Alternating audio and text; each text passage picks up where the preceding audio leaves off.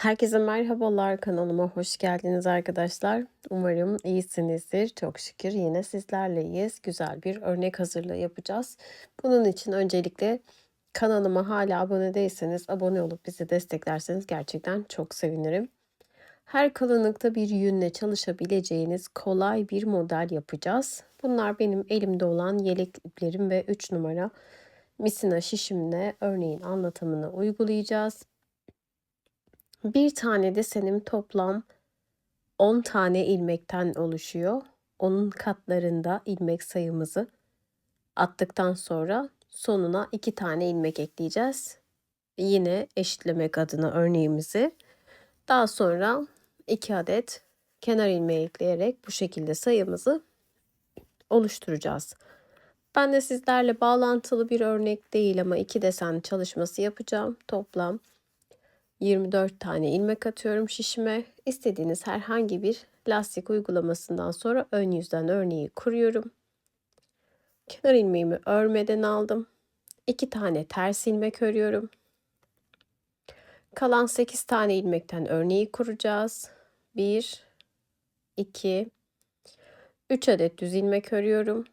Burada 3 düzden sonra 4. ve 5. ilmeği yer değiştireceğiz. Bakın 5. ilmeği önden, bu 4. ilmeği arka taraftan olacak şekilde yerlerini değiştirdim.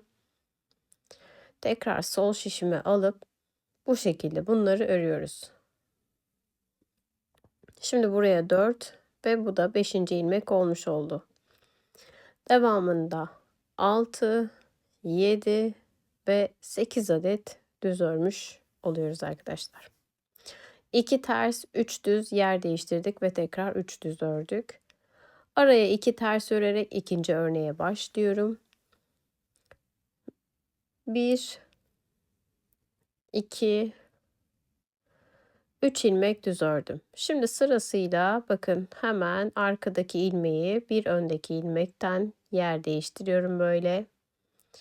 Sol şişe koyup ikisini de düz olarak örüyorum. 4. ve 5. ilmeğim, devamında 6, 7, 8 düz ve yine 2 adet ters ilmek örerek sıramızı kapatıyoruz. Tersine örneğin ikinci sırasına dönüyorum.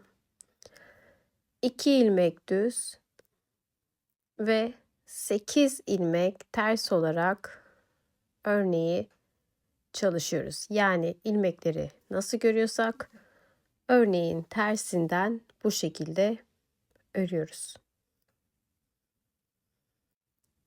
Burayı da tamamlayıp ön yüze örneğin 3. sırasına geliyorum. Kenar ilmeğimden sonra 2 tane ters ilmek örüyoruz. Şimdi burada 3 düz örüp 4 ile 5'i yer vurmuştuk. Bakın şuradaki 2 ilmek vurduğumuz ilmekler. Buradaki ilk 3 düz ilmekten 2 tanesini örüyorum. Buradaki ilk vurduğum yani şu ilmekle kalan ilmeği yer değiştireceğiz. Bakın vurduğum ilmeği önden, diğer ilmeği arkadan bu şekilde aldım. Sağ şişe aldığım ilmeği örmeyip ortaya aldığım ilmeği düz olarak örüyorum. Aynısını şimdi bu tarafa yapacağız. Bakın bunu örmeden aldım. Hemen buradakini örüyorum. Örmeden aldığım ilmeği önden, ördüğüm düzü arkadan alıp yer değiştirdim.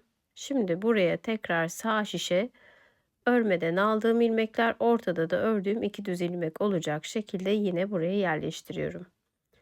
2 adet düzümü de örüp ilk deseni tamamlıyorum. Şimdi bir daha tekrarlayacağız. Daha net anlayacaksınız. Ortada vurduğumuz ilmeklere gelmeden önce 3 düzümüz var. Bunun bir tanesini, ikisini örüyorum ve bir tanesini buraya alacağım. Bu vurduğumuz ilk ilmek. Onu bakın sağ şişe aldım. Diğer ilmeği de arkadan sol şişe koyup yerleştirdim. Sağ şişime aldığım vurulan ilmeği örmüyorum. Ortaya aldığımı bir düz ördüm. Şimdi aynısını buraya yapacağız. Bakın bu örmeden aldığım ilmek. Hemen arkasındaki bir düz örüyorum. Örmediğimi önden, ördüğümü arkadan alıp yer değiştirdim. Ve bunu da örmeden sağ şişime tekrar alıyorum. 2 kalan düzümü de örüp sıramızı tamamlıyoruz. Tersine döndüğümüzde hep aynı şekilde ilerleyecek. 2 tane düz ve 8 adet ters öreceğiz. Şöyle gösterelim. 1, 2, bakın başa örmeden aldığım ilmek bu. Bunu tersinden örüyoruz. 3, 4, 5. Bu da diğer tarafa aldığım, yine örmeden aldığım ilmek. Onu tekrar örüyorum. 6, 7 ve 8. Tersi hep bu şekilde ilerleyip ön yüze örneğin 5. sırasına geliyoruz. Kenar ilmeğimden sonra 2 ilmek ters örüyorum. Buradan sonra kaydırdığımız ilmek daha net bir şekilde gözüküyor olacak. Bakın daha uzun bir kabarık ilmek oluyor. Şurada. Onun önüne gelmeden önce bir düzüm var. Onu ördüm ve buradaki ilmekte yer değiştireceğim. Bakın bu ilmeği tekrar önden alıyorum. Diğer ilmeği arkadan alıp yer değiştirdim. Sağ şişe aldığım bu kaydırma ilmeğini ön yüzden örmüyoruz. Devamında 1, 2, 3 ilmek ördüm. Şimdi bakın bu da diğer kaydırma ilmeği, görüyorsunuz. Kabarık olarak görünüyor. Onu örmeyip arkasındakini örüyorum. Örmediğimi önden, ördüğümü arkadan yer değiştirip tekrar örmediğimi sağ şişe alıp bir düz örüyorum. 2 ilmek ters örüp tekrarlayalım. Önce bir düz ördüm. Buradaki kabarık ilmekle bu ilmeği yer değiştiriyorum. Yer değiştirdiğim kabarık ilmeğimi örmeden aldım. Devamında bir düz, daha önceki sıralardan aldığım 2, 3 ve şuradaki ilmekle buraya yer değiştireceğiz. Bu şekilde de yapabilirsiniz. Bakın. Benim diğeri kolayıma geliyor diye öylesi yapıyorum. Yine 4. ilmek ve örmeden aldık.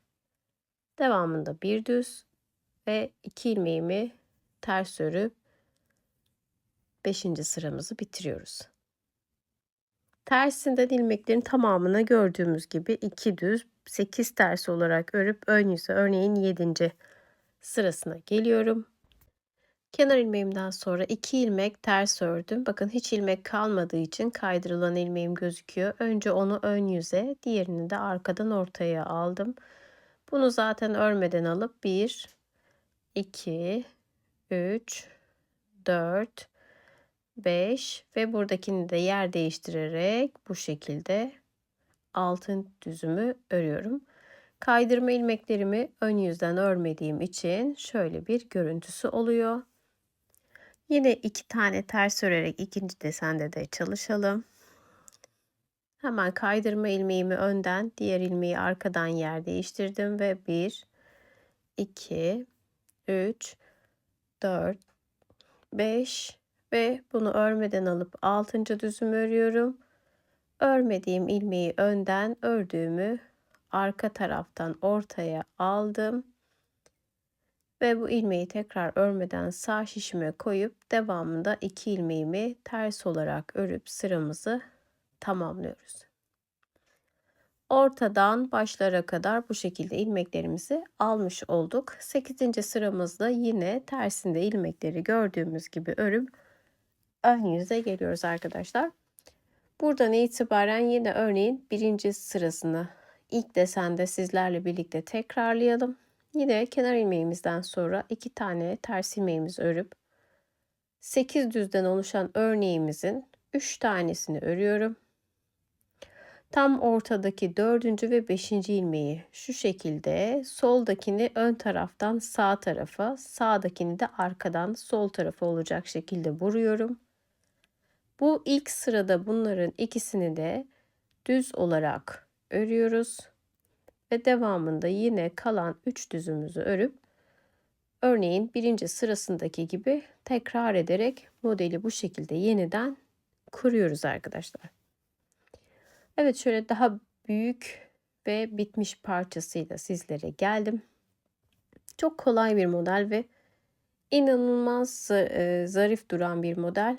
Özellikle angora yünde nasıl duracak diye ben de merak ettim. Çünkü daha öncesinde bu modeli daha kalın iplerle de uygulamasını yaptım. Hepsinde çok güzel duruyor ve angorada da şahane duruyor.